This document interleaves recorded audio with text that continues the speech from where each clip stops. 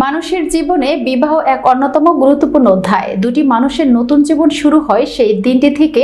প্রত্যেক বছর অন্তর বিবাহ বার্ষিক হয় যখন দিনটি ফিরে আসে, তখন এর গুরুত্ব ঠিক যেন একই থেকে যায় এবং সেই শুভ বিবাহ বার্ষিকীর শুভেচ্ছার দিনটিকে আরো অনেক মধুর করে তোলে।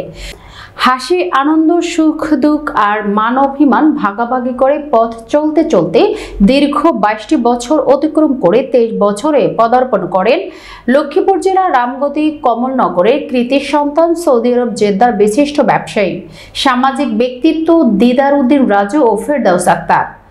27/2/2004 সালে এই দম্পতি বিয়ের পিঁড়িতে আবদ্ধ হন।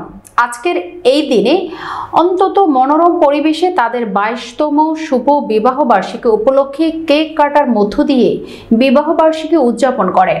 এ সময় উপস্থিত ছিলেন নোয়াখালীর কৃতি সন্তান, সামাজিক ব্যক্তিত্ব, সমাজসেবক, মানবতার ফেরিওয়ালা, বিশিষ্ট রাজনীতিবিদ, সৌদি আরবের ইনভেস্টর ফোরামের সম্মানিত সভাপতি ও বাংলাদেশ জাতীয়তাবাদী দল বিএনপির কেন্দ্রীয় নির্বাহী কমিটির অন্যতম সদস্য আলহাজ আব্দুর রহমান সাহেব।